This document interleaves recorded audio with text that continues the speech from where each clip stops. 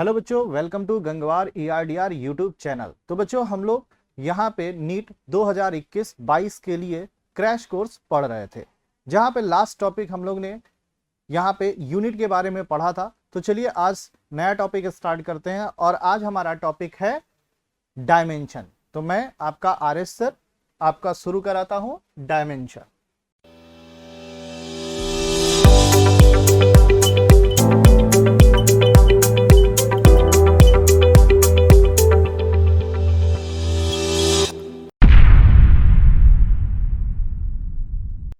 Dimension, तो सबसे पहली बात आती है कि जो ये डायमेंशन है वो क्या है। तो बेटा जरा यहां पे समझिएगा, हम लोग ने क्या पढ़ा था। हम लोग को जरा यहां पे कुछ चीजें देखिएगा, जैसे ये है वेलोसिटी। तो वेलोसिटी के लिए आप लोग क्या जानते हो, इसकी यूनिट मीटर पर सेकेंड, या आप लिख सकते हो किलोमीटर पर आवर, या लिख सकते हो किलोमीटर पर मिनट। इसी तरह से अगर मैं आपको कहूं क्या, वेलोसिटी की जगह एक्सेलरेशन की यूनिट पे जरा ध्यान दो, तो लिखोगे मीटर पर सेकेंड स्क्वायर, या फिर किलोमीटर पर आवर स्क्वायर, या लिख सकते हो किलोमीटर पर मिनट स्क्वायर। ठीक है। इसी तरह से एक्सेलरेशन की बात करें बच्चों, तो एक्सेलरेशन क्या होता है, F is equal to ma, है ना। तो एक्सेलरेशन के लिए क्या लिख सकते हो, मास इंटू एक्सेलरेशन, यानी इसकी यूनिट होती है किलोग्राम मीटर पर सेकेंड स्क्वायर, या फिर लिख सकते हो ग्राम सेंटीमीटर पर सेकेंड स्क्वायर। कुछ इसमें सिमिलैरिटी दिख रही है क्या, यहां पे कुछ आपको सिमिलैरिटी दिख रही है क्या, ध्यान से जरा देखो। कहोगे सर ये यूनिट सब तो बदल जा रही है, सारी यूनिट अलग अलग लिखी है, लेकिन सर इस यूनिट में एक बड़ी खास बात देखने को मिल रही क्या, कि सर जो पावर आप लिखो यहां 1 है, अगर डिस्टेंस की पावर 1 है तो आप यहां भी डिस्टेंस की पावर 1 है, यहां भी डिस्टेंस की पावर 1 है, टाइम की पावर 1 है, यहां 1 है, यहां भी 1 है, यहां पे भी देखिए 1 1 1 है, और टाइम की पावर 2 2 2 है। यहां पे भी देखिए मास की पावर 1, तो यहां पे भी 1, लेंथ की पावर 1, तो यहां भी लेंथ की पावर 1, टाइम की पावर -2, तो यहां पे भी टाइम की पावर -2। और ये सब दिया क्या है, हमने यूज किया है फंडामेंटल यूनिट्स। यानी डायमेंशन होती क्या है बच्चों, किसी भी फंडामेंटल यूनिट के ऊपर लगने वाली पावर। यानी ये क्या है, ये है एक तरह का power raise to fundamental unit. Fundamental, तो फंडामेंटल बेसिकली हमारे पास कौन कौन से हैं, तो फंडामेंटल बेसिकली हम लोग जानते हैं मास के बारे में, और किसके बारे में, लेंथ के बारे में, और टाइम। बेसिकली तो हमारे पास ये तीन है, इन्हीं से सबसे ज्यादा काम होता है। तो मास के लिए हम लोग रिप्रेजेंट करते हैं m, लेंथ के लिए l, और टाइम के लिए t। तो अगर किसी भी फिजिकल क्वांटिटी को देखो तो इसकी न्यूमेरिक वैल्यू जो है 1 मान लिया, और ये यूनिट 1, यानी किसी 1 यूनिट में इसकी न्यूमेरिक वैल्यू 1 है, लास्ट में पढ़ चुके थे। और यहां पे अगर यूनिट बदली तो न्यूमेरिक वैल्यू भी बदल गई। तो लेकिन आप यहां खास बात क्या देखोगे, यहां n1 किसी, इसमें क्या है मास लेंथ और टाइम, इसको मैंने 1 1 लिया, यहां पे ये n2, और यहां पे भी मास लेंथ और टाइम, सेकेंड यूनिट। अब यहां पे मास की पावर सपोज a है, लेंथ की पावर b है, टाइम की पावर c है, तो दूसरे यूनिट में भी यूनिट तो बदल जाएगी लेकिन पावर नहीं बदलेगी, यानी a, b और c ये बिल्कुल सेम रहेगी। तो किसी भी फिजिकल क्वांटिटी को लिखने का तरीका क्या है, n1 और उसकी यूनिट में भी ऊपर लगी हुई पावर, और ये जो पावर होती है वही कहलाती है क्या, हमारा उस फिजिकल क्वांटिटी के लिए फंडामेंटल यूनिट पे लगी हुई पावर, यानी डायमेंशन। तो चलिए बेटा कुछ डायमेंशंस को देखते हैं यहां पे। तो सबसे पहले डायमेंशन की बात करते हैं, तो सबसे पहले डायमेंशन जैसे हम लोग बात करते हैं एरिया, तो एरिया क्या होता है, एरिया होता है लेंथ इंटू विड्थ।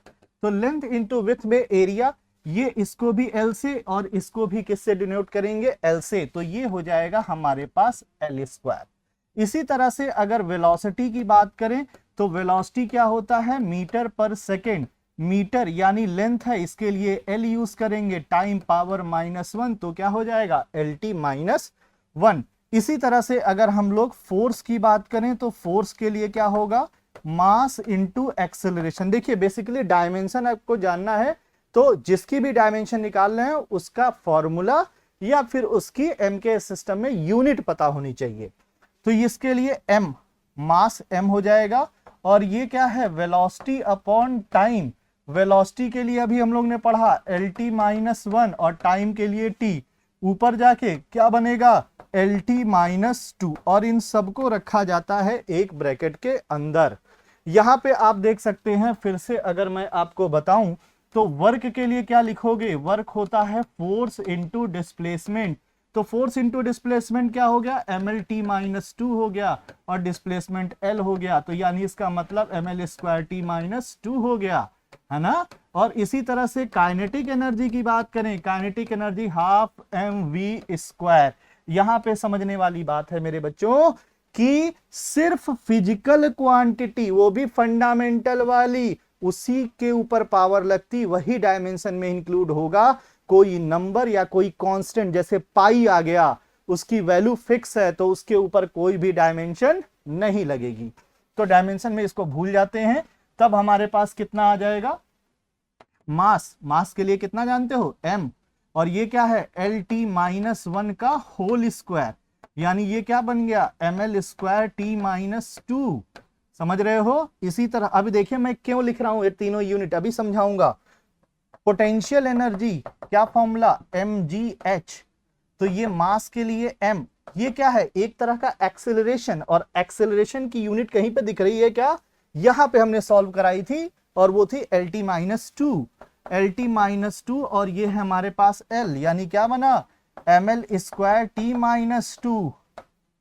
आप जानते हैं क्या, पढ़े हुए हो, work is the form of energy, और डायमेंशन ये इस चीज को प्रूफ करता है क्या, कि अगर ये सारी चीजें एक ही फिजिकल क्वांटिटी को डिनोट करती हैं तो सबकी डायमेंशन भी आपस में क्या होनी चाहिए, सेम होनी चाहिए। और ये आप यहां पे देख रहे हैं सबकी डायमेंशन बिल्कुल सेम है, यानी फिजिकल डायमेंशन के हेल्प से हम पता कर सकते हैं, दो अलग अलग यूनिट लिखा है तो क्या ये सेम फिजिकल क्वांटिटी को रिप्रेजेंट कर रहे हैं या नहीं कर रहे हैं।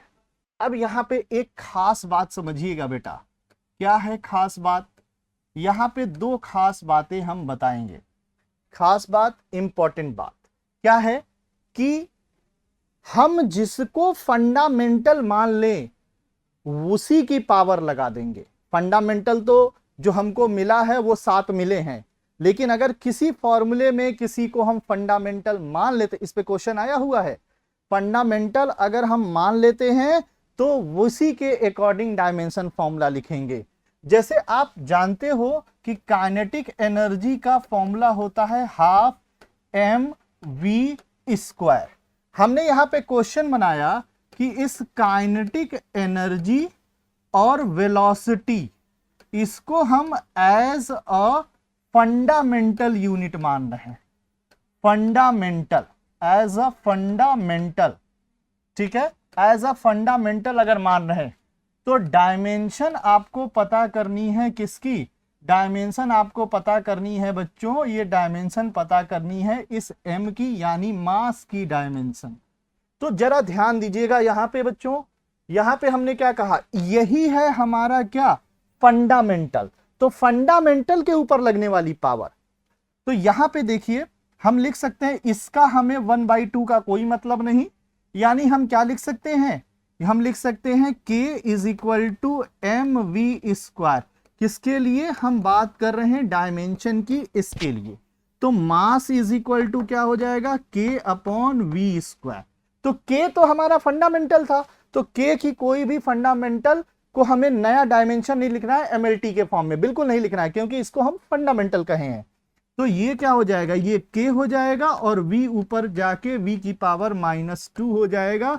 और यही फंडा क्या हो जाएगा, dimensional formula for m। Hopefully आप समझ गए होंगे कि जिसको फंडामेंटल मान लिया है उसी की पावर को हम देखेंगे, यानी उसी को, उसकी जगह हम भले कोई फॉर्मूला हो MLT उसकी जगह नहीं लिखना है।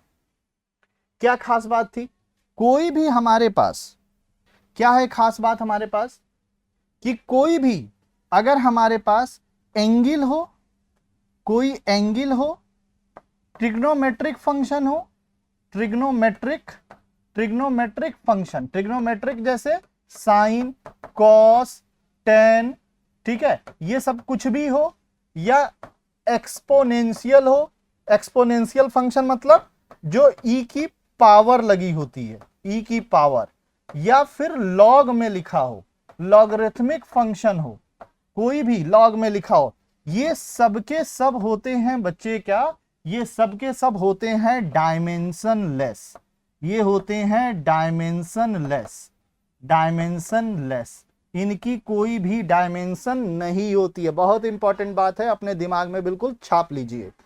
तो क्या होता है भाई कि अगर कहीं पे भी इस तरह से लिखा हुआ साइन, अगर लिखा हुआ है सपोज ब्रैकेट में kx, या फिर लिखा हुआ e की पावर जैसे हमने लिखा अल्फा t, इसी तरह से लिखा है लॉग, अगर लिखा है ax प्लस b, इस तरह से कुछ भी लिखा हुआ है, तो इसमें बेटा ये जो है, ये है, ये है, ये सब के सब क्या हैं, ये सब के सब डायमेंशन लेस हैं, इनकी कोई भी डायमेंशन नहीं होती है। तो देखिए बेटा यहां पे एक क्वेश्चन दिया हुआ है, क्वेश्चन क्या दिया हुआ है यहां पे, y equal to a sine omega x upon v minus k, जहां पे ये सारे टर्म ओमेगा एंगुलर वेलोसिटी को, x डिस्टेंस को और v वेलोसिटी को, तो आपको k की डायमेंशन बतानी है। तो अभी हमने क्या कहा था कि साइन के साथ कुछ भी लिखा, यानी ये पूरा का पूरा क्या हो गया, डायमेंशन। हम पूरी बात को भी डायमेंशनलेस लिख सकते हैं कि साइन के साथ ये एंगल बराबर डायमेंशनलेस। तो आपको समझ में आ गया कि ये जो omega x upon V minus omega के अंदर मल्टीप्लाई कर दिया, ये पूरी की पूरी चीज जो है वो डायमेंशन लेस है, ये पूरी की पूरी डायमेंशन लेस है, यानी इसकी डायमेंशन लेस है। तो इसको हम लिख सकते हैं क्या, m की पावर 0, l की पावर 0 और t की पावर 0, इसको उधर ले जाइए। यानी अगर हम डायमेंशनली लिखना चाहें, डायमेंशनली अगर हम इसको लिखना चाहें तो omega x upon V is equal to omega के, ओमेगा तो निकल लिए, अब हमारे पास x कौन है, ये डिस्टेंस है, ठीक है, तो इसके लिए डायमेंशन l हो गई। ये कौन है, ये है वेलोसिटी, तो इसकी डायमेंशन क्या हो गई, इसकी डायमेंशन हो गई LT-1। तो यहां बच गया k, l से l कट गए तो 1 अपॉन t-1 बचा और ये इक्वल टू k। तो क्या समझ में आया आपको कि ये t की पावर चली गई ऊपर, यानी dimension formula for k is equal to कितना आ गया, t, यानी इस k का डायमेंशन फॉर्मूला क्या है, t है। तो आइए बच्चों लास्ट ईयर आए हुए कुछ क्वेश्चंस इस पे देखते हैं। तो यहाँ पे क्वेश्चन नंबर 16 देखिए जरा, ठीक है। क्वेश्चन नंबर 16 में क्या, if the dimensions of the physical quantity are given by m a l b t c then the physical quantity will be. अगर यहाँ पे ये इसकी डायमेंशन जैसे ये दे रखी है कि यहाँ पे ये इसका डायमेंशनल फॉर्मूला है, क्या है डायमेंशनल फॉर्मूला इसका, m to the power a, l to the power b और t to the power c। तो ये किसके फॉर्मूला को बताता है जरा समझिएगा। यानी यहां पे थोड़ा सा ये समझने वाला है कि L भी प्रेजेंट है, M भी प्रेजेंट है और T भी प्रेजेंट है। तो यहां पे देखिए जरा, अगर हम पहले को लेके चलते हैं, अगर यहां पे हम पहले को लेके चलते हैं तो क्या मिलेगा, M की पावर 1, L 0 हो जाएगा और T-1, वेलोसिटी यही होगा, ठीक है। अगर हम यहाँ पे 1 0 -1 तो वेलोसिटी क्या होता है, ये तो गड़बड़ हो गया क्योंकि वेलोसिटी होता है LT-1, ठीक है। यहां पे एक्सेलरेशन देखें, a की जगह 1 1 और ये -2, एक्चुअली ये c नहीं है, ये -2 हो गया, 1 1 -2। तो यहां पे 1 और 1 और -2। तो क्या ये सही हो रहा है? क्या सही हो रहा है? यहां पे देखिए, तो अगर हम एक्सेलरेशन की बात करें तो क्या ये सही हो रहा है? एक्सेलरेशन तो LT-2 होता है ना बच्चों। तो यहां पे m तो आ गया, m नहीं होना चाहिए था, ये भी नहीं सही है। फोर्स की अगर देखें तो फोर्स को डायरेक्ट अगर आपको मालूम है ML-T-2 होता है, यानी 1 1 -2 होना चाहिए, पहला ही 1 नहीं है तो ये भी गलत हो गया। प्रेशर बच गया तो वही तो आंसर होगा वैसे भी, ठीक है, तो सोचने की कुछ जरूरत नहीं, लेकिन चेक कर लेते हैं। P इज इक्वल टू क्या होता है? F/A। P is equal to F/A, यानी F का फॉर्मूला ML-T-2 और इसका फॉर्मूला L²। क्या बनना चाहिए था? ML-1T-2, यानी A हो गया हमारे पास 1 और B हो गया -1 और C हो गया -2। तो क्या भाई देखिए, ये सारी चीजें दिख रही, 1 -1 -2, यानी डी ऑप्शन बिल्कुल सही है। Which of the following has the dimension of pressure? लो भाई, पिछला ही क्वेश्चन में यहां आ गया, आप तो इसको सोचने की जरूरत ही नहीं है ना भाई।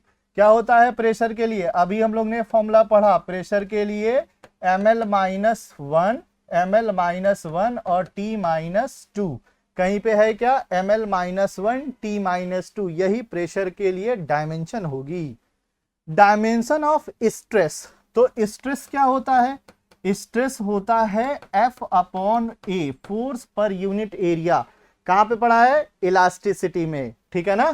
तो इलास्टिसिटी में F/A क्या हो जाएगा? ML-T-2/L², ठीक है ना। तो F/A यानी एक प्रेशर की तरह ही तो है, तो ML-1 T-2, डी ऑप्शन बिल्कुल सही हो जाएगा। ये ऊपर जाके L की पावर -1 देता, हमने सीधे पहचान लिया, जो प्रेशर का फॉर्मूला वही इसका formula. On the following quantity, which one has dimension different from the remaining 3? अब यहां पे समझने वाला है भाई, एनर्जी पर यूनिट वॉल्यूम, ठीक है, और क्या है? फोर्स पर यूनिट एरिया, और क्या है? Product of voltage into charge पर यूनिट वॉल्यूम, और है एंगुलर मोमेंटम। तो देखिए जरा, इन सबको समझते हैं जरा। सबसे पहले एनर्जी पर यूनिट वॉल्यूम, एनर्जी पर यूनिट वॉल्यूम, पहला जो ऑप्शन है एनर्जी पर यूनिट वॉल्यूम। तो एनर्जी के लिए क्या हो गया? ML² T-2, पहले ही देखे थे वर्क और एनर्जी सेम। यहां पे हो गया L3, तो क्या आ गया हमारे पास? ML, ये ऊपर जाएगा -1 T-2, पहले का ये आया। दूसरे को देखते हैं, तो दूसरे का आया फोर्स पर यूनिट एरिया, यानी फोर्स अपॉन एरिया। तो फोर्स के लिए कितना होगा? ML-T-2 और ये L², यानी इसका भी आ गया ML-1 T-2, ठीक है। तीसरा, product of voltage and charge पर यूनिट वॉल्यूम। सी को देखते हैं बेटा, तो सी में क्या दे रखा है कि product of voltage and charge, नीचे ये भी लिखा है पर यूनिट वॉल्यूम। तो प्रोडक्ट ऑफ वोल्टेज, तो वोल्टेज V हो गया और Q हो गया, पर यूनिट वॉल्यूम ये बेटा VOL वॉल्यूम लिख दे रहे हैं, ठीक है, कि कंफ्यूजन ना हो। तो V के लिए कितना होता है? W/Q, ये हो जाएगा इनटू Q हो जाएगा, और ये हो जाएगा वॉल्यूम। तो ये वॉल्यूम को मैं ब्रैकेट में मीटर क्यूब लिख दे रहा हूं कि कंफ्यूजन ना हो। तो Q से Q कटा, क्या मिलेगा? वर्क के लिए देखो तो ML² T-2 और इसके वॉल्यूम के लिए L3, यानी ये मिल गया ML-1 T-2। तो देखो जरा, पहले जो हम लोग देख रहे हैं ये सेम आया, ये सेम आया, ये सेम आया, यानी आंसर तो हमको पता चल गया कि फोर्थ वाला ही होगा। तो फोर्थ वाला, लेकिन एक बार समझ लेते हैं, L इज इक्वल टू क्या हो जाएगा? MVR। तो M का मतलब हो गया कितना? मास, और L-T-1 किसके लिए? ये हो गया वेलोसिटी के लिए, और डिस्टेंस के लिए L, यानी ओवरऑल आ गया ML² T-1। ये फोर्थ वाले के लिए होगा, जो कि बाकी तीन से बिल्कुल डिफरेंट है। पेयर, अगला क्वेश्चन है, pair of quantity having same dimension is, यानी यहां पे जो दो पेयर दिखे हैं वो सेम डायमेंशन किसकी है? हैविंग सेम डायमेंशन, तो सेम डायमेंशन किसकी है ये हमको निकालना है बेटा। तो थोड़ी चीज समझो जरा, कि सरफेस टेंशन, इंपल्स, इंपल्स होता है फोर्स इनटू शॉर्ट टाइम, के लिए जितना भी फोर्स लगता है वो इंपल्स, यानी इसमें ये टाइम आ रहा, ठीक है, यहां पे टाइम। सरफेस टेंशन होता है F/L, ठीक है ना, लेंथ, एक्चुअली वहां पे 2L लेते हैं, लेकिन हम सिंपल यूनिट की बात करेंगे क्योंकि डायमेंशन की बात करनी है। एंगुलर मोमेंटम एंड वर्क, ठीक है, वर्क एंड टॉर्क। तो एक एक चीज देखते हैं। यंग मॉडुलस की बात करते हैं, देखिए जरा।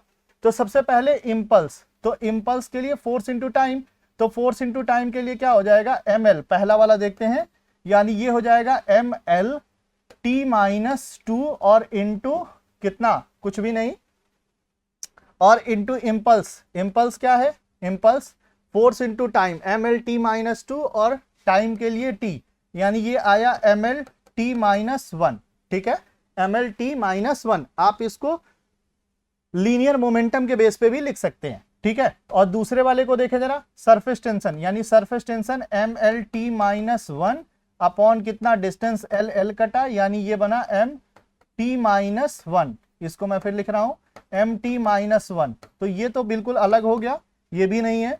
बी वाले को देखें जरा, तो बी वाले में एंगुलर मोमेंटम, एंगुलर मोमेंटम मतलब mvr, mvr का मतलब हो गया ये m LT-1 इंटू एल, यानी ml² t-1, जो कि वर्क का बिल्कुल नहीं होता है, वर्क का होता है ml² t-2, तो ये भी नहीं हुआ।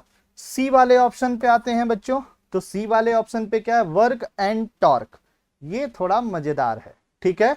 वर्क का मतलब वर्क होता है फोर्स इनटू डिस्प्लेसमेंट, ठीक है, और टॉर्क का मतलब भी होता है फोर्स इनटू डिस्प्लेसमेंट।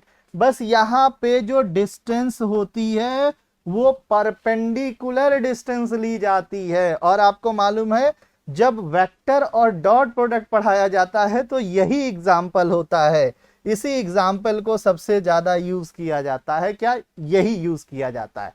तो ये तो सीधे देख के बता सकते थे, तो इन दोनों की डायमेंशन बिल्कुल सेम होगी, क्यों, फॉर्मूला सेम, तो भाई डायमेंशनल फॉर्मूला भी सेम आ जाएगा, क्योंकि जो हम फंडामेंटल रखेंगे वही यहां भी आएगा, यानी ml² t-2 यहां भी, और यहां भी ml² t-2। तो सर डिफरेंट कैसे है, इसमें डायरेक्शन होता है, इसमें डायरेक्शन नहीं होता है।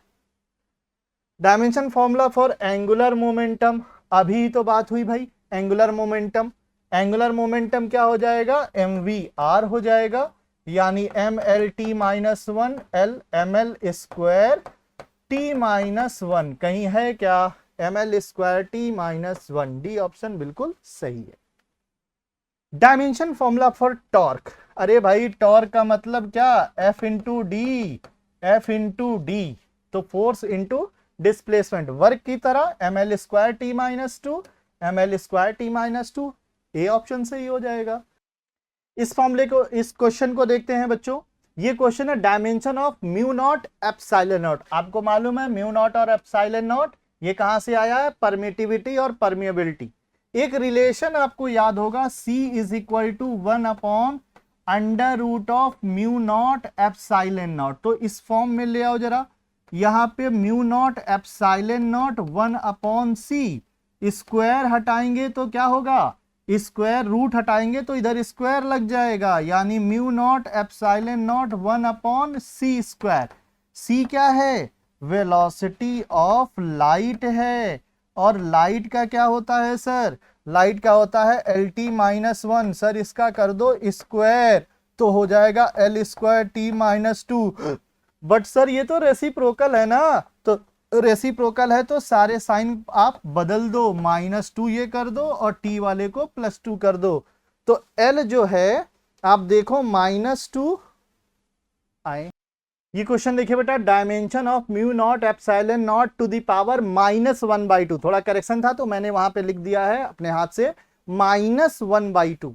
तो इसकी डायमेंशन क्या होगी, तो ऐसे क्वेश्चन में अगर डायमेंशन जानना है तो हमको फॉर्मूला पता होना चाहिए। तो एक फॉर्मूला होता है C इज इक्वल टू 1/√ऑफ म्यू नॉट एप्सिलॉन नॉट। तो हम इसको क्या लिख सकते हैं, mu naught epsilon naught √ is equal to 1/c। इसको हम 1/2 भी तो लिख सकते हैं, म्यू नॉट एप्सिलॉन नॉट, ठीक है ना। ये हो जाएगा इसकी पावर 1/2 इज इक्वल टू कितना हो जाएगा, 1/c। लेकिन बेटा यहां पे जरा ध्यान देना, कि ये ऑप्शन इस तरह से नहीं मैच कर रहा, तो एक काम करते हैं, पावर माइनस में 1/2 चाहिए था, तो इसको अगर हम mu naught epsilon not power minus 1/2, यानी इसको हमें रेसिप्रोकल सी करना पड़ेगा।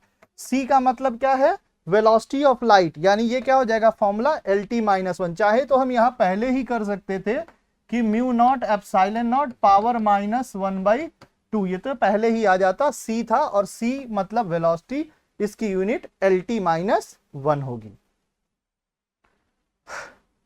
अगला question, if force velocity and time T are taken as fundamental unit, ध्यान दीजिएगा अभी हम लोग ने पढ़ा था पीछे कि अगर किसी भी टर्म को ही फंडामेंटल ले लिया गया तो उस फॉर्मूले में जहां पे ये टर्म आएंगे, जैसे फोर्स आया, वेलोसिटी आया, तो इसके लिए MLT में कन्वर्जन नहीं करना है। Then the dimension of mass are, तो आपको सबसे पहले क्या पता करना पड़ेगा कि फोर्स, वेलोसिटी और कहां पे ये है मास, इससे रिलेटेड कोई फॉर्मूला है क्या?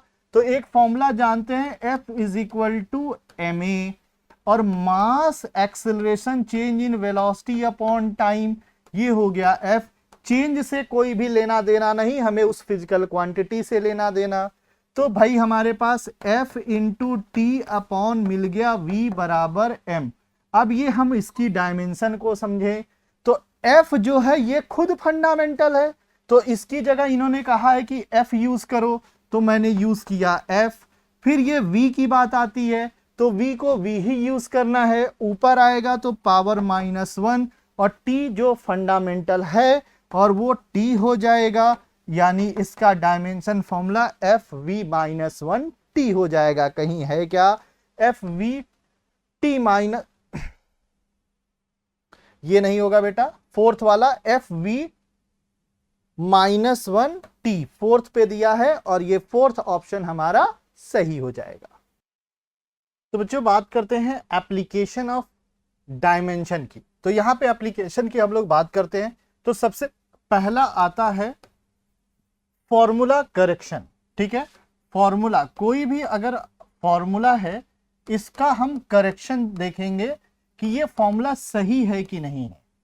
तो फॉर्मूला करेक्शन में क्या करना है, सबसे पहले एक अभी हम लोग ने बात कही कि अगर हमारे पास सपोज ये P + Q = R + S लिखा है, इसका मतलब क्या हुआ, अगर हम इसको फिजिक्स के व्यू पे देख रहे हैं तो क्या कहेंगे कि सर ये R कोई एक फिजिकल क्वांटिटी है, ये same type of physical quantity के साथ ऐड की गई है, सेम फिजिकल क्वांटिटी हमारी P भी होगी, और वही फिजिकल क्वांटिटी ये Q भी रहा होगा, यानी P Q ऐड होके एक फिजिकल क्वांटिटी दे रहे हैं, R और S ऐड हो रहे हैं, ये एक फिजिकल क्वांटिटी, तभी इनको आपस में इक्वल कहा गया है। इसी तरह से A = BC + DE² मैंने लिखा है, तो अगर सपोज करो A डिस्टेंस को बता रहा, तो ये कंप्लीट BC भी किसको बताएगा, डिस्टेंस को बताएगा, और DE भी किसको बताएगा, ये भी डिस्टेंस को ही बताएगा। बात मेरी आप समझ रहे होंगे। तो जैसे मैंने कहा कि एक फॉर्मूला मैंने पढ़ा S = UT + ½ AT²। तो जैसे किसी बच्चे ने कहा कि भाई सर ऐसे कैसे फॉर्मूला लिख दिया, हम मान ले कि यही होता है, तो इसको हम चेक करेंगे किसके, डायमेंशन के बेस पे। अगर डायमेंशनली ये करेक्ट है तभी ये फॉर्मूला सही है, अदरवाइज सही नहीं है। तो यहां पे S जो है वो डिस्टेंस को बताता है, या डिस्प्लेसमेंट भी, आप 1D एक ही पाथ पे मूव कर रहा है, स्ट्रेट लाइन पाथ पे विदाउट रिटर्निंग, तो डिस्टेंस डिस्प्लेसमेंट सेम होता है। तो ये डिस्टेंस, यानी ये पूरा डिस्टेंस को बताना चाहिए, और ये पूरा भी डिस्टेंस, क्योंकि 1/2 से तो भाई कोई मतलब है नहीं। तो जरा चेक करते हैं, तो चेक करेंगे तो आप क्या पाओगे कि सर U जो होता है वेलोसिटी T टाइम, तो ये हो जाएगा LT-1 और × T, तो ये गायब हो गया, बचा सिर्फ L, यानी ये डिस्टेंस है। A का मतलब एक्सेलरेशन LT-2, और ये T² हो जाएगा, ये पूरा गायब हो गया, फिर बचा L, यानी ये डिस्टेंस और डिस्टेंस को ऐड किया गया है, तभी जाके डिस्टेंस मिला है, मतलब ये फॉर्मूला बिल्कुल सही है। तो जैसे अगर हमने एक क्वेश्चन लिख लिया बच्चों, यहां पे एक क्वेश्चन देखते हैं। एक क्वेश्चन में जैसे f is equal to AT plus BT square ये कहा है। यहां पे हमको बात करनी है इस a और b की डायमेंशन। तो हम क्या लिख सकते हैं, डायमेंशनली क्या लिख सकते हैं, डायमेंशनली जो f है वही हमारा AT है, यानी a is equal to F upon T है। तो डायमेंशन लिखने के लिए ये हो जाएगा MLT माइनस 2 अपॉन टी, यानी a की डायमेंशन हो गई ML माइनस 1 T माइनस 2। इसी तरह से इस b की डायमेंशन क्या हो जाएगी, ये हो जाएगा f अपॉन टी स्क्वायर, यानी MLT minus 2 upon T square, मतलब ML यहां f जो है इसकी डायमेंशन MLT माइनस 2 और इसकी हो जाएगी t, ये ऊपर जाके क्या बन जाएगा t माइनस 1, यानी MLT माइनस 3। ये डायमेंशन हो गई a की। सिमिलरली आप b के लिए देख सकते हो f अपॉन कितना t स्क्वायर, क्यों, क्योंकि f को लोगे और यहां से BT स्क्वायर, तो b इक्वल टू क्या हो जाएगा f अपॉन t स्क्वायर। तो ये कितना हो जाएगा, ये हो जाएगा MLT minus 2 upon T square. ये क्या बन गया MLT माइनस 4, ये ऊपर जाके माइनस 2 हो जाएगा। यानी ये डायमेंशन इस तरह से हम निकाल सकते हैं। चलिए कुछ क्वेश्चन देखते हैं।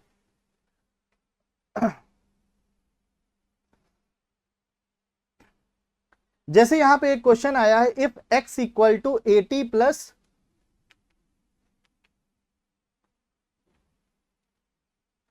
यहां पे देखिए क्वेश्चन 25 नंबर क्वेश्चन क्या है, the velocity v of a particle of a time t is given by v equal to AT plus b upon t plus c, ये दे रखा है। देन find the dimension of a b and c।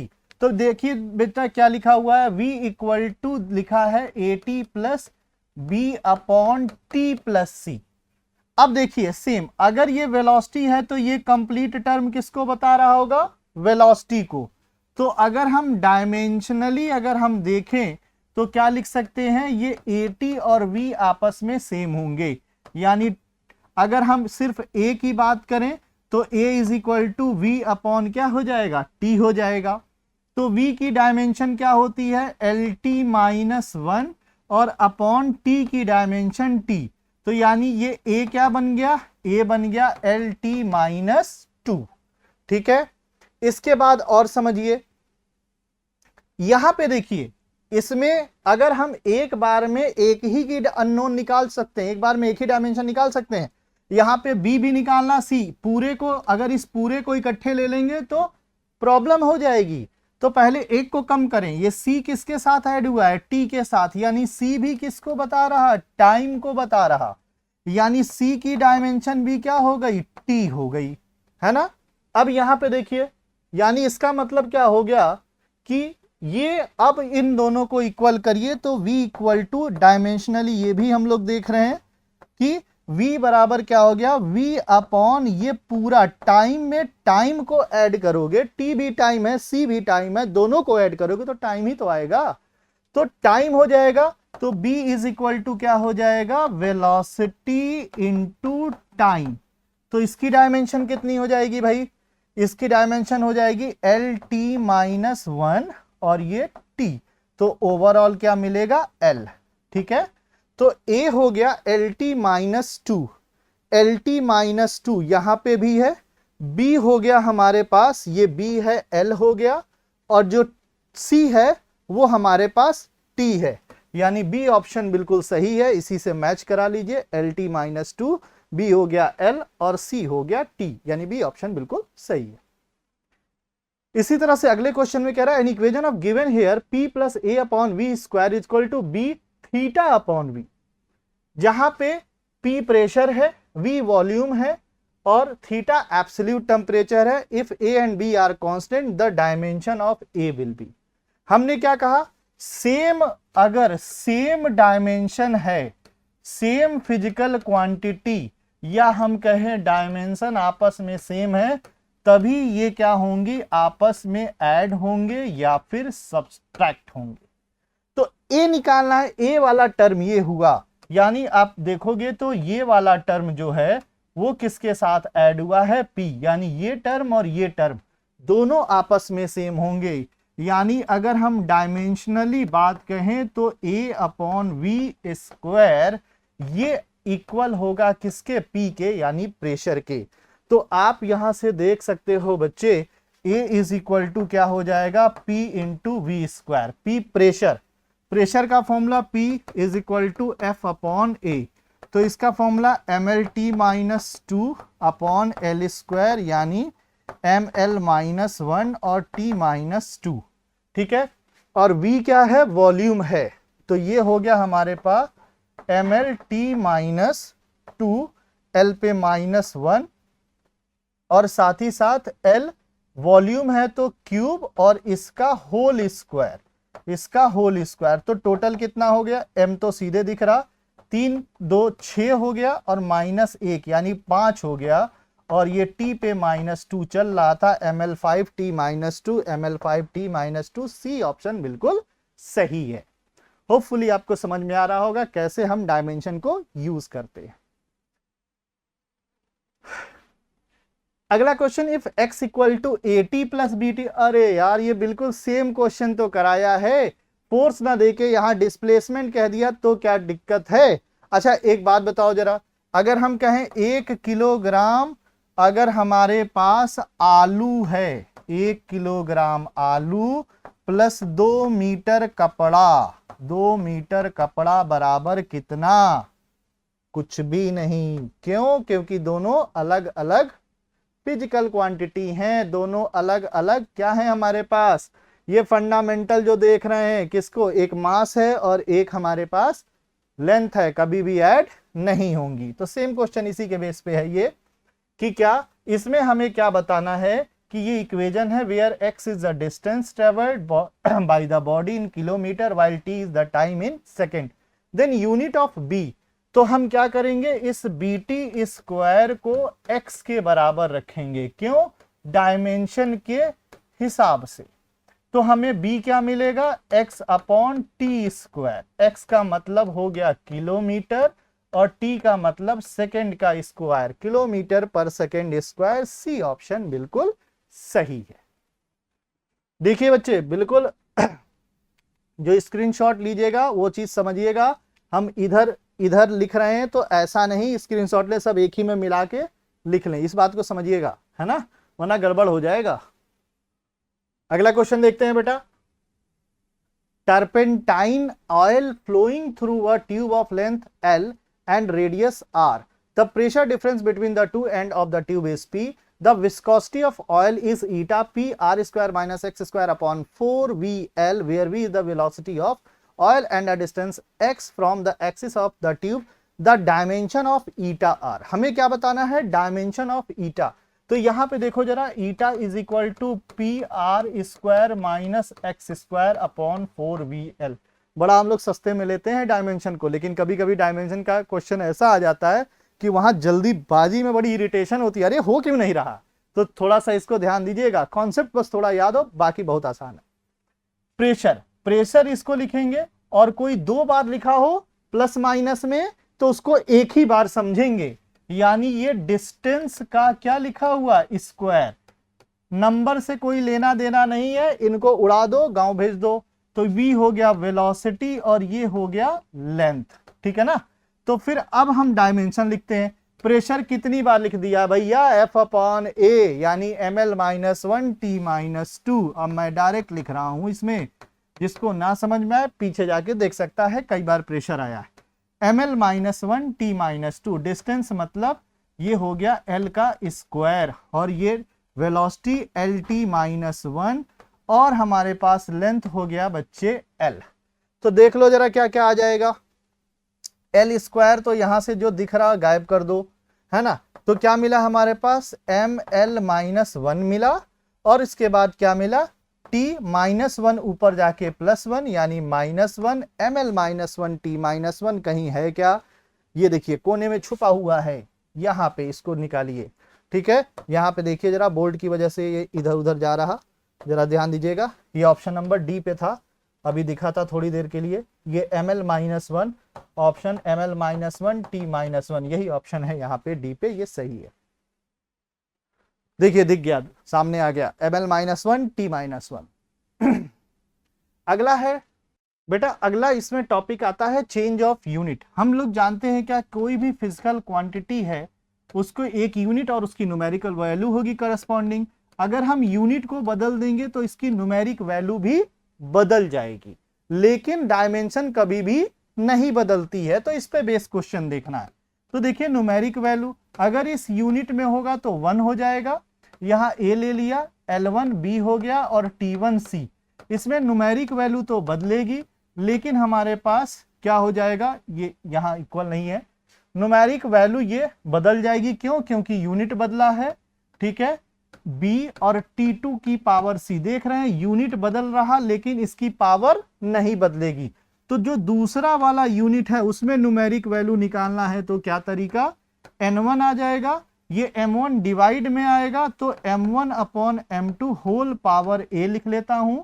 यहां पे मैं लिख लेता हूं L1 upon L2 whole power b लिख लेता हूं, और T1 upon T2 whole power c लिख लेता हूं।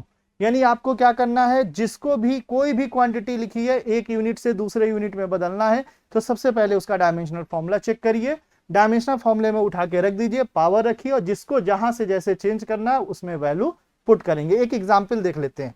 जैसे हमारे पास एक वैल्यू होती है, फोर्स की वैल्यू सपोज 1 न्यूटन है, ठीक है। 1 न्यूटन ये MKS में है और इसको मुझे कन्वर्ट करना है CGS में।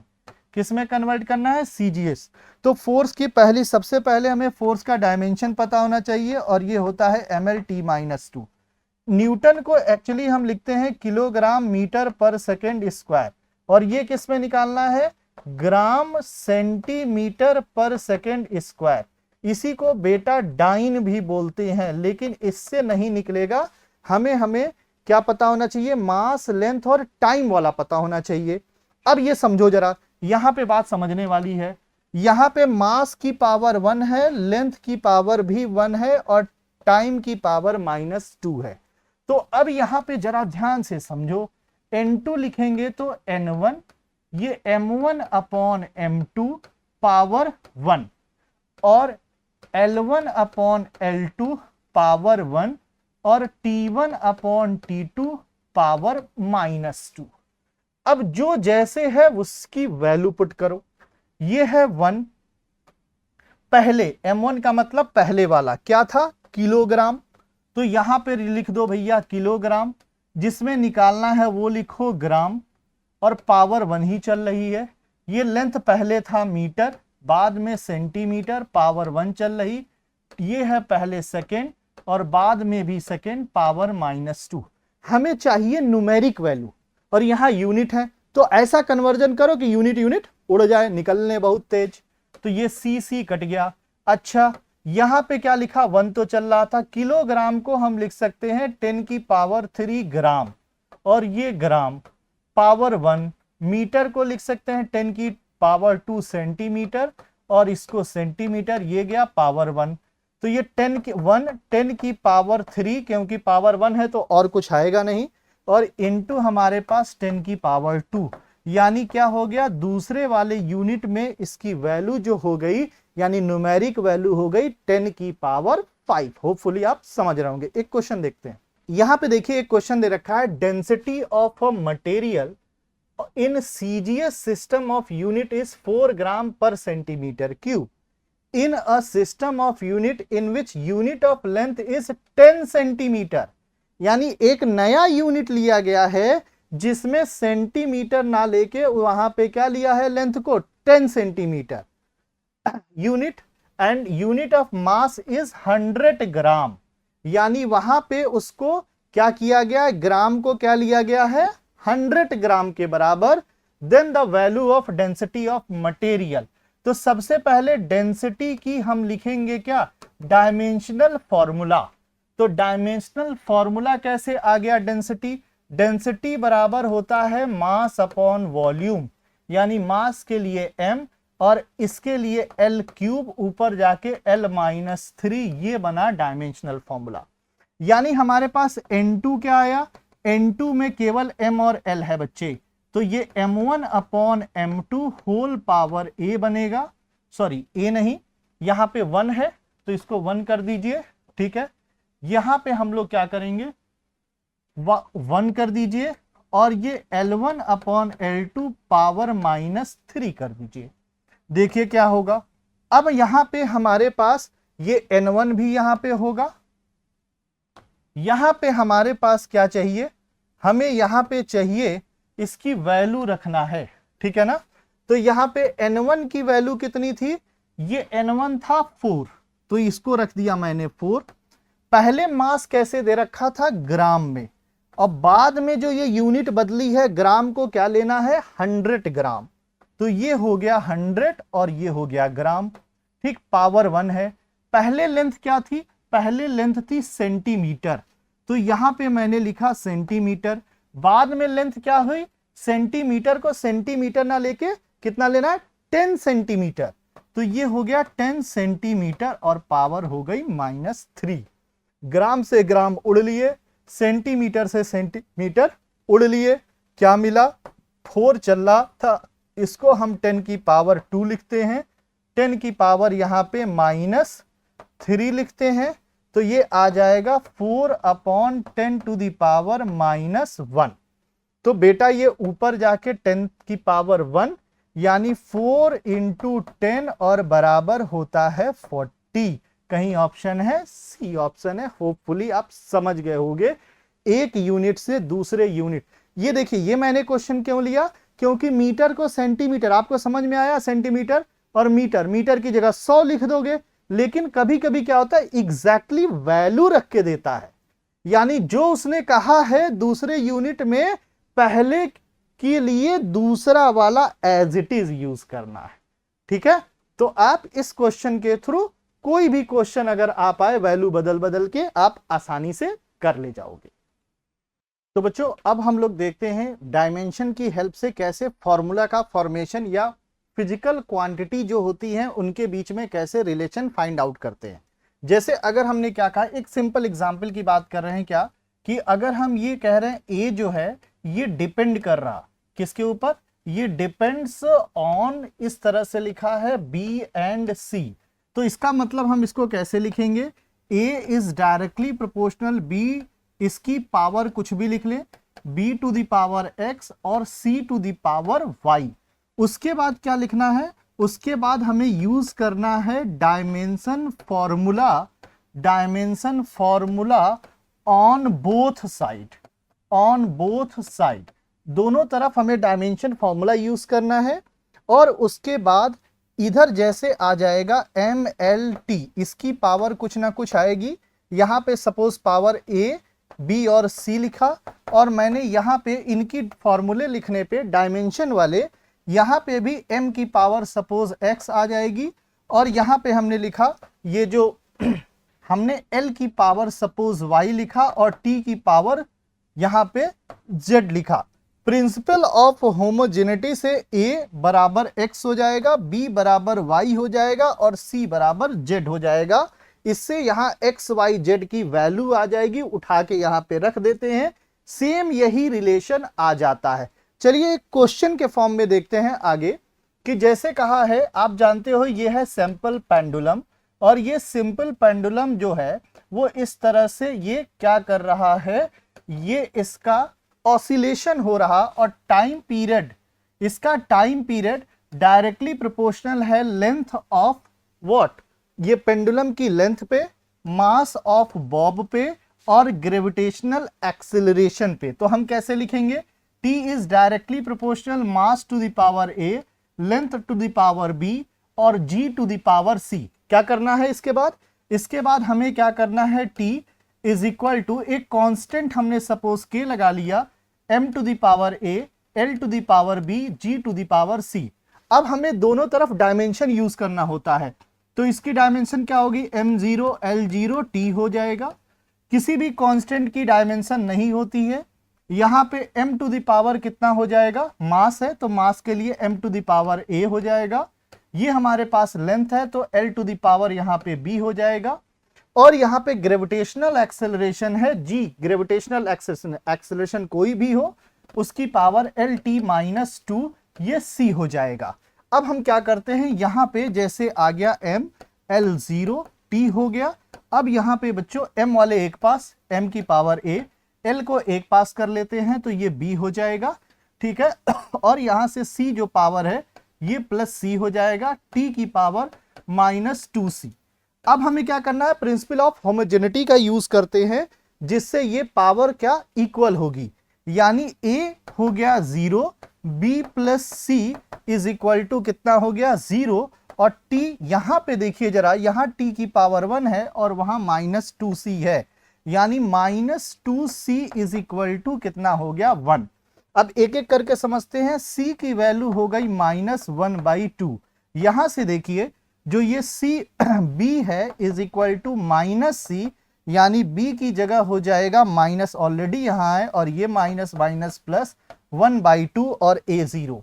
तो हमारे पास क्या रिलेशन बन गया फिजिकल क्वांटिटी का, ये रिलेशन बन गया t इज इक्वल टू एक कांस्टेंट k और l की पावर b, l की पावर b का मतलब l टू द पावर 1/2 और g to the power c, यानी ये दे रखा है -1/2। तो ये -1/2 relation t is equal to k times ये अंडर रूट में l ऊपर और डिवीजन में अंडर रूट ऑफ g, जिसको k times of under root of l upon g ये हम लोग लिख सकते हैं। यही रिलेशन आ गया, k की वैल्यू 2 पाई होती है, ये सबको पता है। तो इस तरह से फॉर्मूले का यूज। अब क्या करते हैं, क्या डायरेक्ट आपको ये दे रखा होता है डिपेंडेंसी और उसके बेस पे क्वेश्चन पूछता है, या फिर ज्यादा सॉल्व कराते ना कराते हुए आपको ए बी सी जो हमने ये लिया है सीधे इनकी वैल्यू पूछ लेता है, ना कि रिलेशन पूछता है। और कई बार ये पूछा गया है, चलिए इस पे बेस क्वेश्चन करते हैं। तो आइए बच्चों क्वेश्चन करते हैं यहां पे। If dimension of critical velocity vc of a liquid flowing through a tube are express as eta to the power x, rho to the power y और r to the power z, where eta, rho and r the coefficient of viscosity of liquid, density of liquid and radius of tube respectively, then value of x y z। बहुत ध्यान से करना है, जिसको कह रखा है यानी v का मतलब ये जो वेलोसिटी है ये किस पे डिपेंड कर रहा है, इस पे। यहां पे कह रहे हैं dimension liquid flowing through a tube are expressed as, यानी इसके फॉर्म में एक्सप्रेस हुआ है, यानी ये डिपेंड करता है किस पे, यानी हम सीधे इसको इक्वल कर लें किसके, ईटा टू पावर x और rho to the power y, और ये क्या है r to the power z। क्या करना है मुझे, सबकी डायमेंशन। सबसे पहले हम यहाँ पे एक एक करके डायमेंशन, ईटा की डायमेंशन क्या होती है f अपॉन ये फॉर्मूला होता है a, और यहाँ पे dv/dx, पोटेंशियल ग्रेडियंट यहाँ पे दे रखा है। इसकी डायमेंशन कैसे लिखोगे बच्चे, इसकी डायमेंशन mlt-2f के लिए, इसके लिए l², और ये क्या हो जाएगा dv/dx, ठीक है, dv/dx। यहाँ पे कौन है, यहाँ वेलोसिटी ग्रेडियंट यहाँ पे है, फ्लो ऑफ लिक्विड में वेलोसिटी ग्रेडियंट, और ग्रेविटेशन और हम लोग इलेक्ट्रिसिटी में क्या पढ़ते थे, विभव प्रवणता, पोटेंशियल ग्रेडियंट, ये वेलोसिटी ग्रेडियंट है। तो यहाँ पे क्या हो जाएगा हमारे पास, ये dv x ऊपर चला जाएगा तो ये l हो जाएगा, dx चेंज इन वेलोसिटी या सिंपल वेलोसिटी lt-1। क्या हो गया जरा ध्यान दीजिए, l² ये बना, l² कट गया, क्या आया हमारे पास, इसकी वैल्यू आ गई ml-1, ये ऊपर जाके जो -1 वाला है माइनस जाके प्लस हो जाएगा, t टू द पावर -1 हो जाएगा। ये हमारे पास आ गया कितना, ये आ गई डायमेंशन ईटा की। अब हमारे पास रो भी है, तो चलिए रो की भी डायमेंशन। तो रो क्या है, रो है हमारे पास डेंसिटी, किसी प्रकार की भी डेंसिटी हो तो उसका फॉर्मूला यहाँ पे वॉल्यूम वाली डेंसिटी है, यहाँ पे वॉल्यूम डेंसिटी है मास पर यूनिट वॉल्यूम, तो मास के लिए हमारे पास m पर यूनिट वॉल्यूम L3 ऊपर जाके L-3, सारी वैल्यू रख लेते हैं। जरा देखिए हम क्या करते हैं, प्रिंसिपल ऑफ होमोजेनिटी साथ साथ लगाते हैं। तो m टू द पावर हमारे पास ये 0 LT-1, और इधर क्या चलेगा बच्चे, इधर चलेगा हमारे पास ईटा के लिए क्या आया है ml-1 t-1 whole power x, और रो के लिए कितना हो जाएगा, रो के लिए ml-3 इसकी पावर जो है वो y है। z के लिए मैं यहाँ पे नीचे लिख रहा हूं, और जेड के लिए कितना हो जाएगा, जेड है जो हमारे ये क्या दे रखा है, जो आर है, आर हमारी रेडियस है, तो रेडियस के लिए एल होल पावर जेड। तो चलिए बेटा जरा इनकी पावर को एक पास कर लेते हैं। तो पावर को एक पास करेंगे तो क्या हो जाएगा, m0 यहाँ पे l है, t-1 है, और इधर हम लोग कर लेते हैं इसको इक्वल के लिए, मैं इधर लगा लेता हूं। तो हमारे पास ये क्या हो जाएगा, m के लिए क्या, इसकी पावर यहाँ पे x, तो ये x हो जाएगा, बिल्कुल ध्यान से करना है। और यहाँ से y है तो प्लस y हो जाएगा। l की पावर कितना, यहाँ से -x और यहाँ l -3 और y मल्टीप्लाई होके -3y, और यहाँ पे z है तो प्लस z हो जाएगा। और t की पावर कितना होता है, t एक ही जगह है और t हो गया -x। तो चलिए होमोजेनिटी लगाते हैं और इसको सॉल्व करते हैं बच्चा। तो सॉल्व करेंगे तो देखिए ध्यान से, यहाँ m के पास कौन है, x प्लस y, और यहाँ पे कौन है 0, तो क्या मिला, x plus y is equal to 0। फिर उसके बाद क्या मिला, l के पास -x -3y plus z is equal to कितना 1, और यहां पे x यानी -x, t के पास -1, तो यहां तो सीधे मिल गया, पहले मिल गया x है कहां पे 1, तो देखिए यहां से c और b में से कुछ आंसर आएगा, पहले ही यहां पे मिल गया।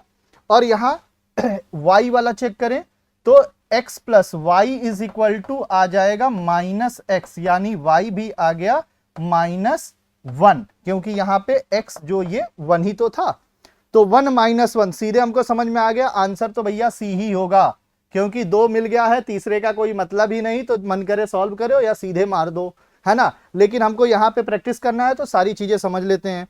तो यहाँ पे जेड के देखें तो जेड इज इक्वल टू कितना हो जाएगा, जेड इज इक्वल टू आ जाएगा बच्चे, ये 1 चल रहा है, ये माइनस इधर जाके प्लस हो जाएगा, प्लस एक्स, तो प्लस एक्स की वैल्यू 1 हो गई, और वहां +3y, तो +3 और y की जगह -1, यानी 1 1 2 और -3, यानी ये वैल्यू आ गई -1, जो कि यहां पे दे रखी है। सी ऑप्शन बिल्कुल सही है।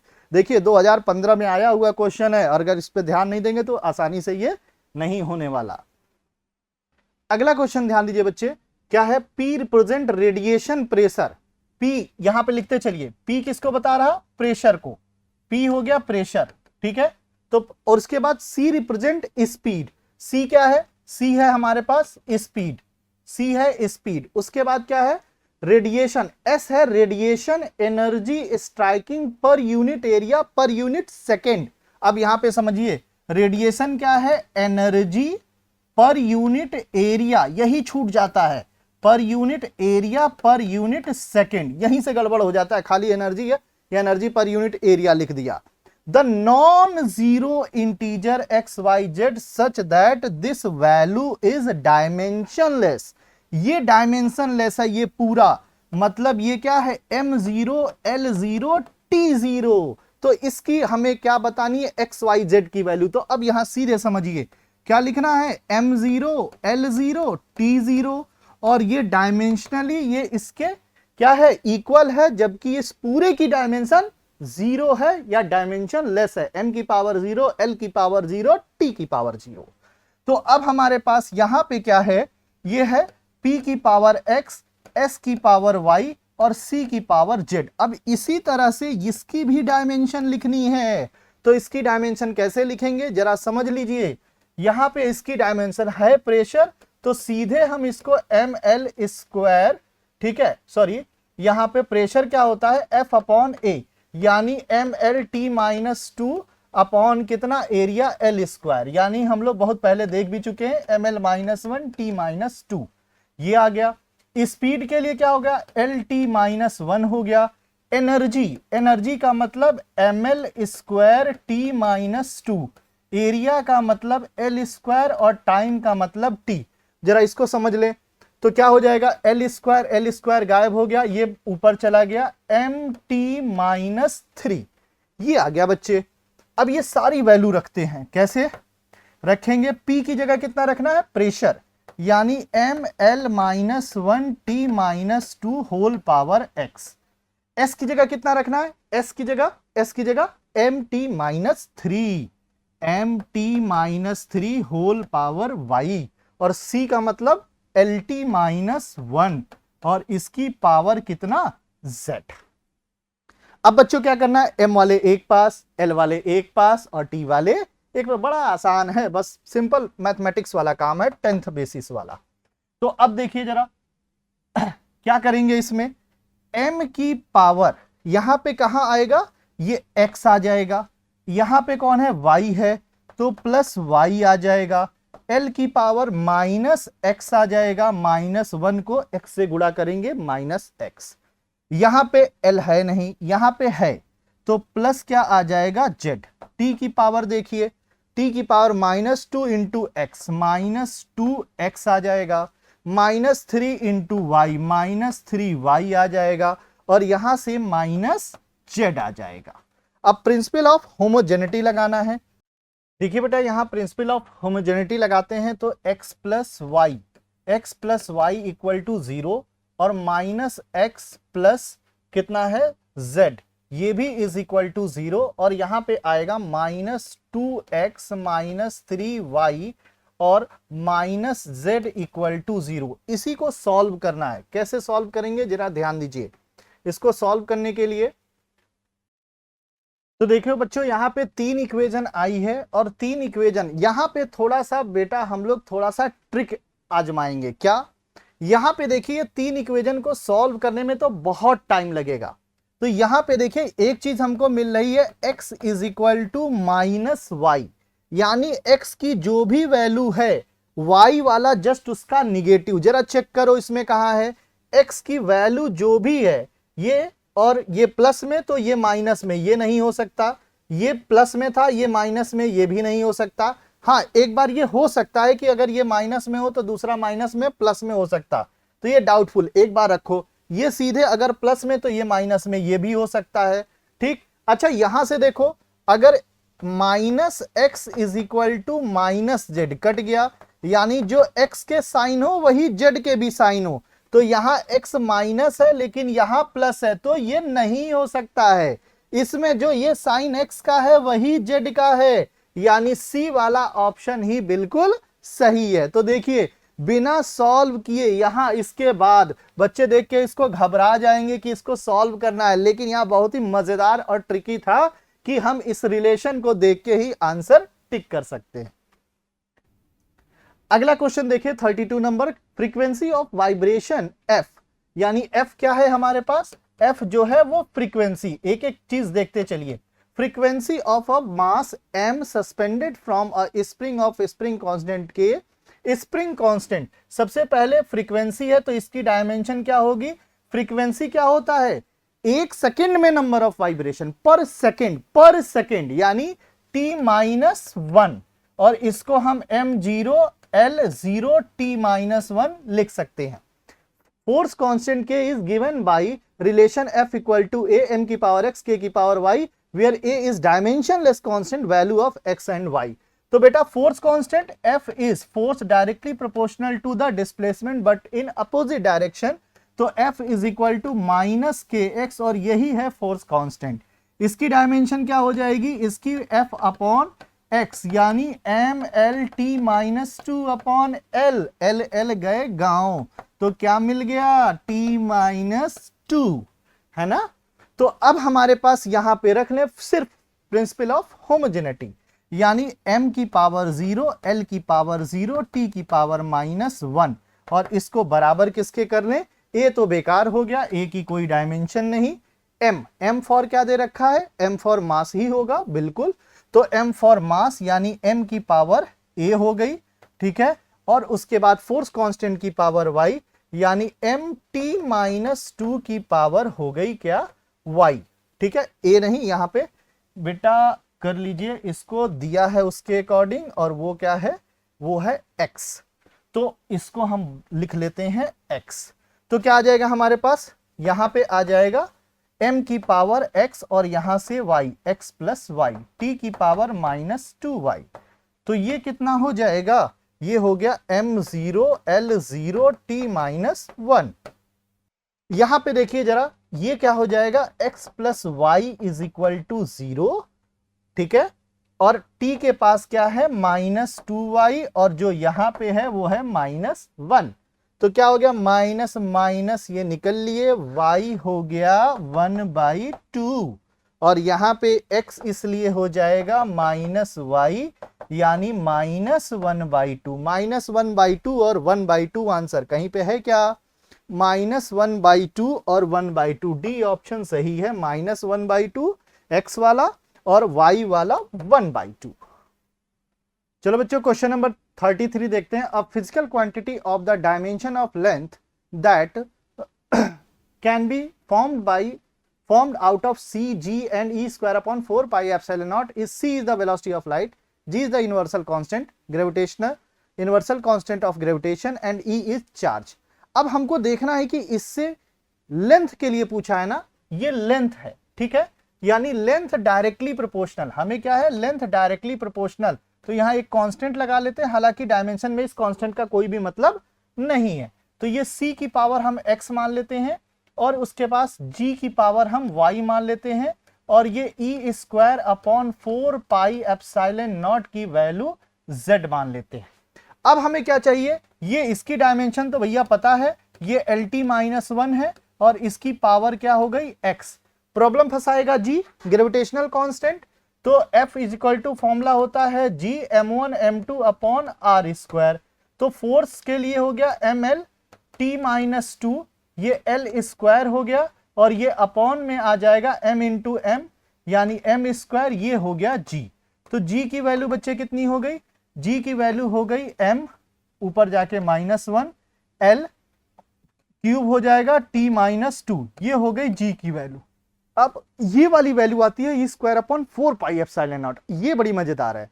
अब सोचो 1/4 पाई एप्सिलॉन नॉट से तुरंत याद आ जाएगा, क्या होता है कूलम्स लॉ में 1/4 pi epsilon naught F is equal to 1/4 pi epsilon naught Q1 Q2, तो E ले लो इलेक्ट्रॉन अपॉन R स्क्वायर, तो ये यही वैल्यू तो है, E इंटू E स्क्वायर है, तो ये क्या हो जाएगा F इंटू आर स्क्वायर, तो F इंटू आर स्क्वायर मतलब MLT-2 इंटू L स्क्वायर, यानी ML क्यूब T की पावर -2। ये सारी वैल्यू यहां रखो, क्या रखोगे, m-1 L क्यूब T की पावर -2, ये पावर हो गई y और z को मैं यहां पे लिख देता हूं, ये z वाला, यानी ये ml कितना क्यूब T-2 इसकी पावर z। अब बच्चों हम यहां पे होमोजेनिटी लगाते हैं, L के लिए m0 L और T भी 0, तो देखिए जरा m के ऊपर 0 है, ठीक है ना, m यहां m के ऊपर क्या है, यहां से आएगा -y और यहां से आया z plus z is equal to 0। अब L पे देखते हैं, L पे है यहां पे x, ठीक है, यहां पे 3 और y यानी प्लस का 3y और यहां से आ गया प्लस का 3z इज इक्वल टू 0। देखिए इक्वेशन ही फंसाता है हमेशा। यहां पे देखिए t के पास क्या है -x, ठीक है, यहां पे L पे 0 नहीं, देखिए L पे 1 था तो ये 1 हो जाएगा, यहां पे क्या होगा t पे -x, यहां पे t -2 इंटू वाई -2y और यहां पे t पे -2z is equal to t पे कुछ नहीं तो 0। अब इसको सॉल्व करें, थोड़ा सा ट्रिकी इसको सॉल्व करेंगे, कैसे, दूसरा पेन मैं यूज करता हूं कि दिखे। यहां पे देखो बेटा, यहां पे y इक्वल टू हम z लिख सकते हैं, तो जहां जहां z है उसको y कर दो पहली इक्वेशन में, y की इक्वल, यहां z की जगह y रखोगे तो क्या मिलेगा, इक्वेशन जरा ध्यान रखना, तो ये बन जाएगा y, तो 3y और 3y 6y, यानी हो जाएगा x प्लस 6y इज इक्वल टू 1।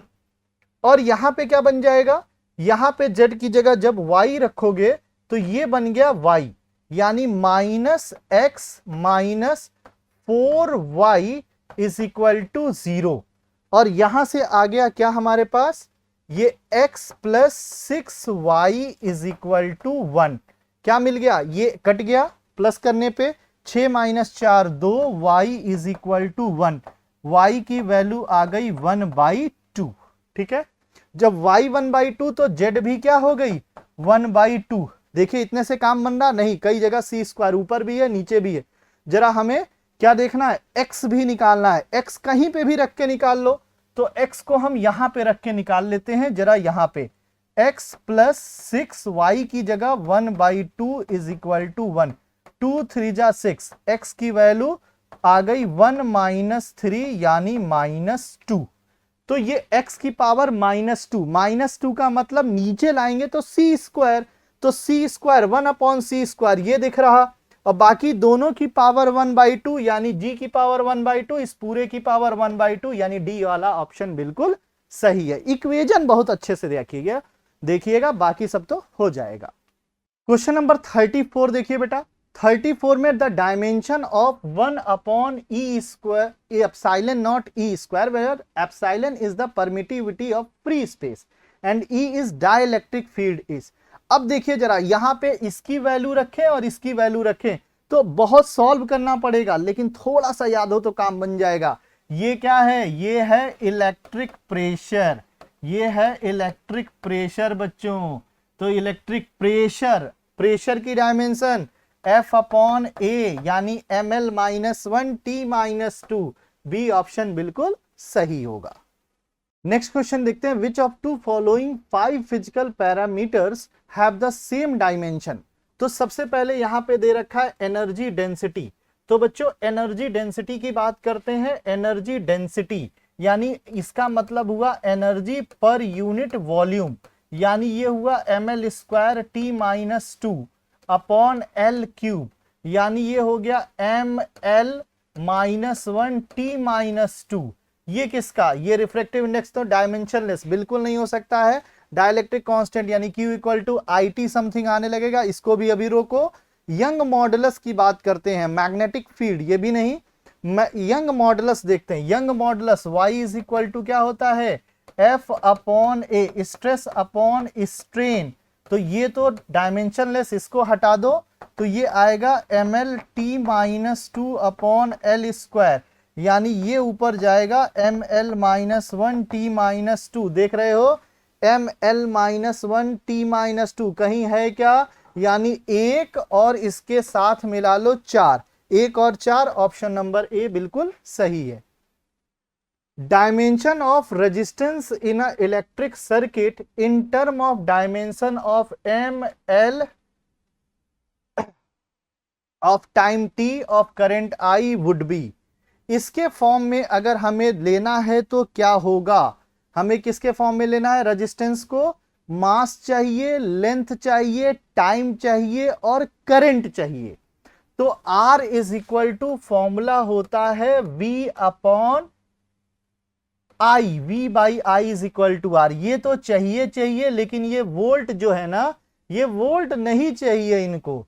तो वोल्ट का मतलब क्या हो गया, वोल्ट का मतलब 1 वोल्ट, यानी वोल्ट V इक्वल टू होता है फॉर्मूला W/Q, और Q इज इक्वल टू होता है IT, यानी W/IT, ये चाहिए। तो अब इसको R इज इक्वल टू क्या हो गया, W/ ये I और ये T और साथ में और I, ठीक है। तो ये देखो I² कहीं पे I-2 आ रहा, यानी C और D में कोई एक ऑप्शन सही होगा, बाकी और देख लेते हैं।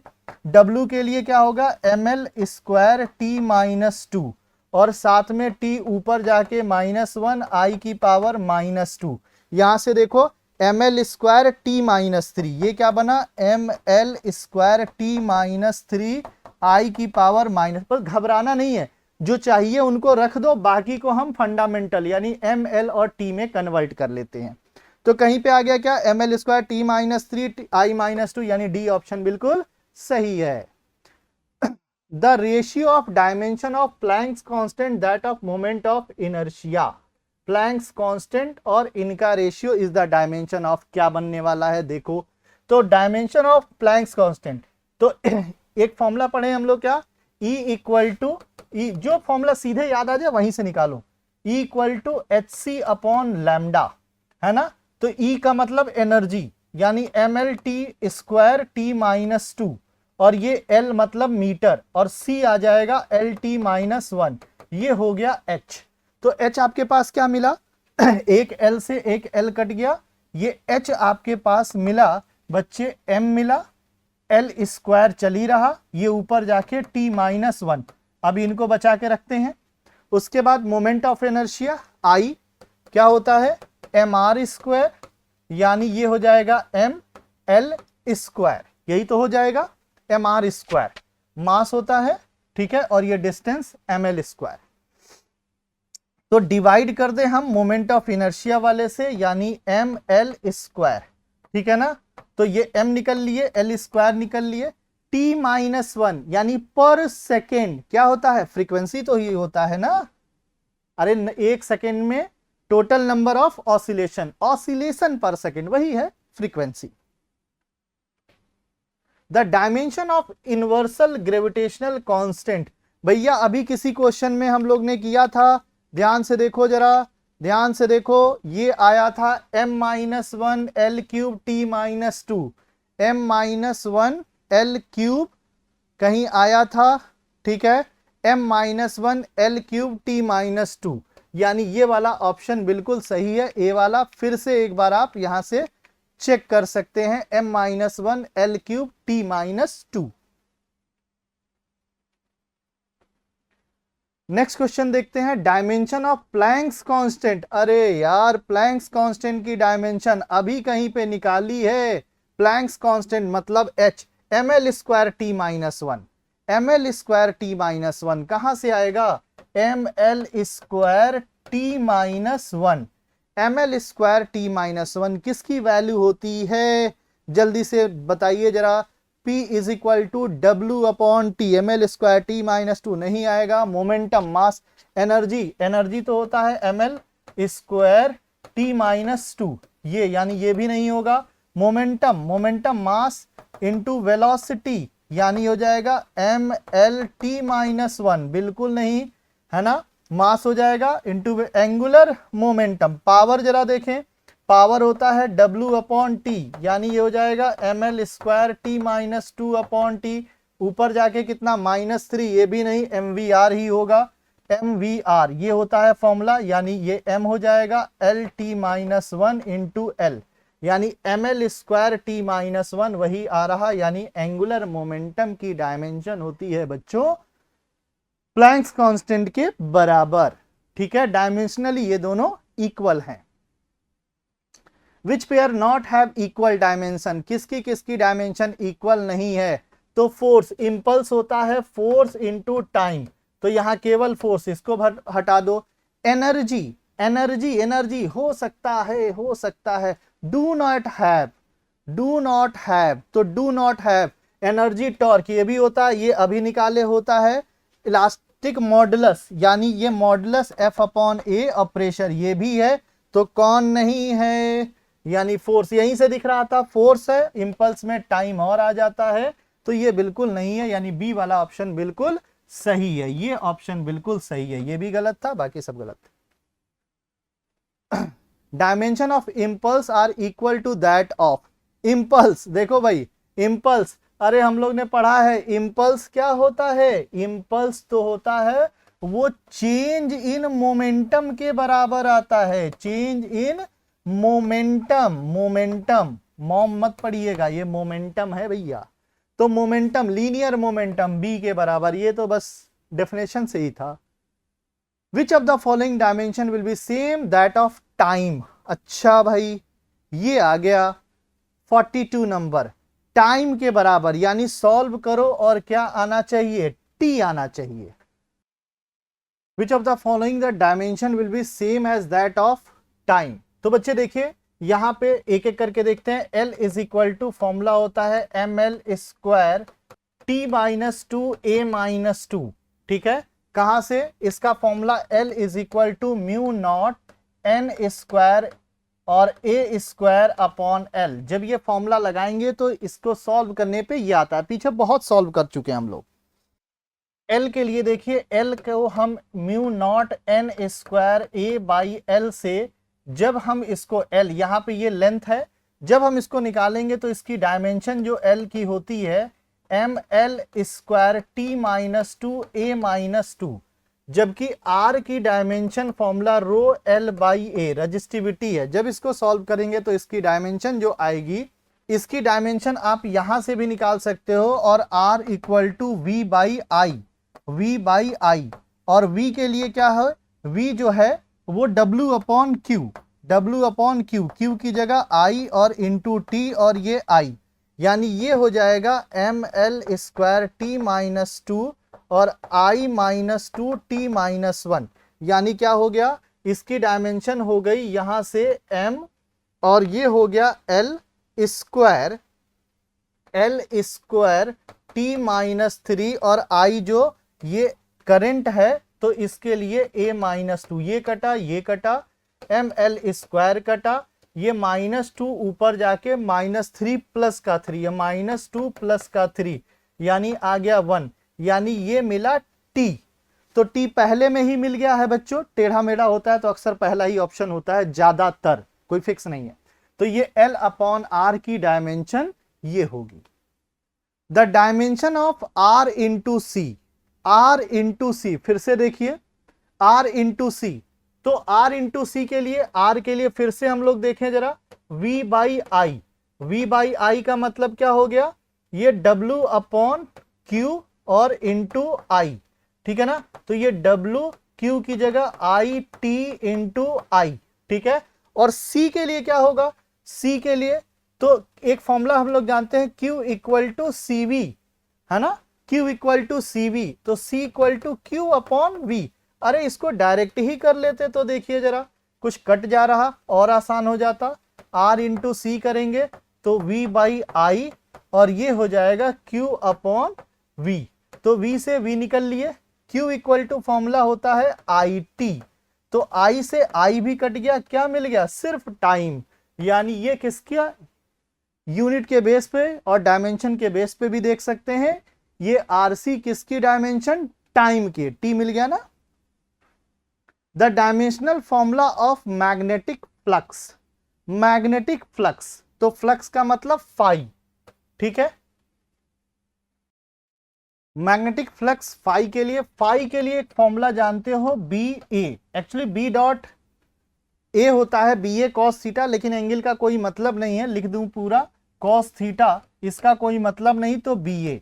और b की वैल्यू क्या होती है, m t माइनस टू आई माइनस वन, ये होता है किसका, मैग्नेटिक फील्ड का, मैग्नेटिक फील्ड जो होता है वो उसका डायमेंशन। आप चाहें तो पूरा formula b equal to mu naught N I भी होता है, तो म्यू नॉट आई की वैल्यू रख के भी फॉर्मूला निकाल सकते हैं। अब हम लोग पीछे प्रैक्टिस कर चुके हैं, इसलिए डायरेक्ट जो याद है उसको रख लेते हैं, और इनटू क्या हो जाएगा, एल स्क्वायर, और यहाँ पे देखिए a, यानी करंट को हम यहाँ पे a लिख देंगे अभी, तो ये क्या मिल जाएगा, एम टी माइन, पहले लिख लेते हैं हम लोग l को, तो ये m हो जाएगा l square T minus two, और हमारे पास a माइनस वन, ये ऑप्शन कहीं है क्या, M L square T minus two, M L square T minus two, a minus one, ये बेटा माइनस होगा, वन लिखने का कोई ऐसे मतलब था नहीं, तो ये a माइनस वन, यानी सी ऑप्शन बिल्कुल सही हो जाएगा।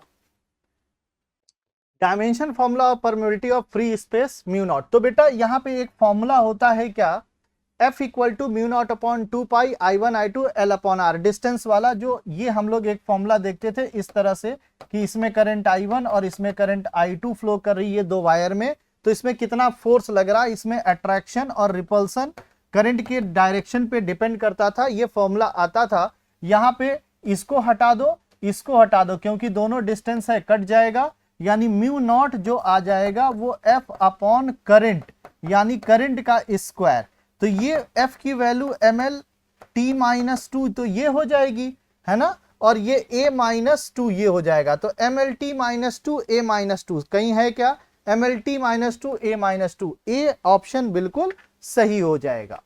अगला क्वेश्चन है, according to Newton the viscous force acting between liquid layer of area A and velocity gradient delta v by delta z is given by this one, then हमें बताना है h, यहाँ पे कांस्टेंट है, h नहीं, actually ये ईटा है, is constant called coefficient of viscosity, dimension formula of eta, ये हमें निकालना है।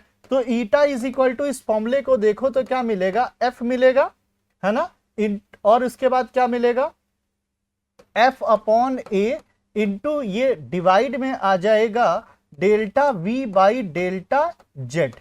ठीक है, तो अब यहां पे देखो जरा, ये ऊपर मिला M L T minus two, ये यहां पे एरिया है एल स्क्वायर, और ये क्या है L T minus one upon L, तो एल एल कट गया क्योंकि ये चेंज इन वेलोसिटी है ना, तो ये टी माइनस वन ही तो बचा, तो ये कितना आ जाएगा, ये आया M L minus one T और ये plus minus one, M L minus one T minus one, कहीं है क्या, M L minus one T minus one, यानी डी वाला ऑप्शन बिल्कुल सही हो जाएगा।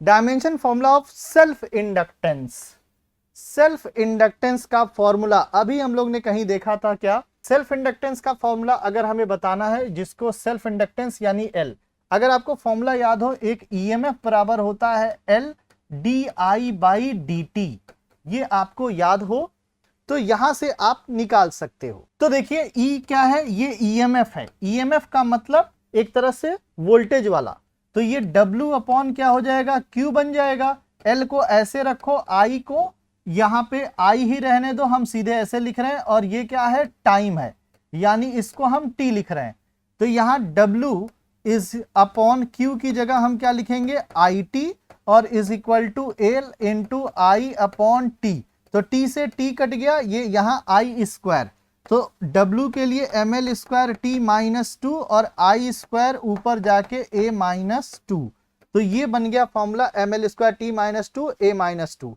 M L square T minus two A minus two, यानी सी वाला ऑप्शन बिल्कुल सही है बेटा। बस फॉर्मूला याद हो, बस दाएं बाएं करके आप उसको निकाल लेना है, याद वाद करने की जरूरत नहीं है, और कुछ याद हो तो डायरेक्ट उसका लिख सकते हैं।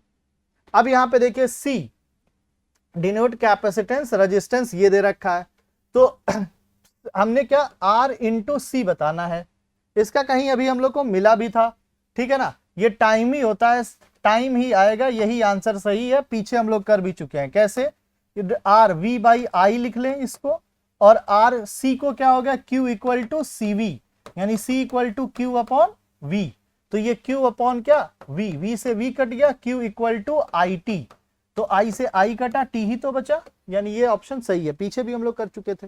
अगला क्वेश्चन है Planck's constant h, speed of light and vacuum c, Newton's gravitation constant g are three fundamental constant which are the following combination this of has the dimension of length, यानी इनमें से कौन सा डायमेंशन ऑफ लेंथ को बता रहा है, यानी वही रिलेशन वाला है बेटा, यानी हमें क्या करना है, पहले सबकी फॉर्मूला लिख के होमोजेनिटी लगाना है, यानी ये लेंथ जो है ये डायरेक्टली कुछ ये कांस्टेंट, इसको तो यूज करना नहीं होता है, और ये हमें क्या है, ये प्लैंक्स कांस्टेंट h है, इसकी पावर a कर लेते हैं, वेलोसिटी ऑफ लाइट इसकी पावर h, अब यहाँ पे a b c आ जाएगा, तो इसको हम x कर लेते हैं, और वेलोसिटी ऑफ लाइट c को हम y कर लेते हैं, और ग्रेविटेशनल कांस्टेंट को z कर लेते हैं, तो यहाँ पे क्या हो जाएगा, ये m0 l1 हो जाएगा, t0 हो जाएगा, is equal to Planck's constant, सबकी डायमेंशन लिख लेते हैं, इसकी डायमेंशन तो क्या हो जाएगा, M L square T minus one, जो कि हम लोग पीछे निकाल चुके हैं, दोबारा आप निकाल सकते हैं, E equal to H C upon lambda से, या याद हो तो डायरेक्ट लिख सकते हैं।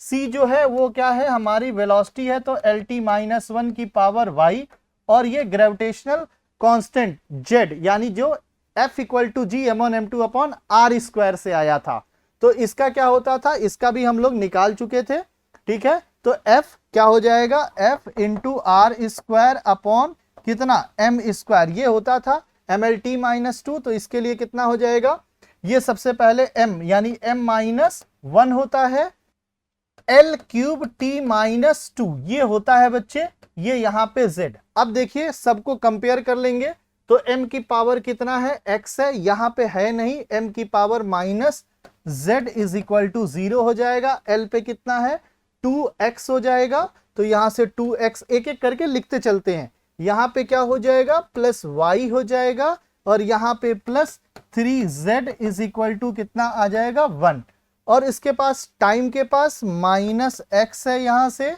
और यहां से माइनस y है, और ये क्या है माइनस 2z है इज इक्वल टू 0।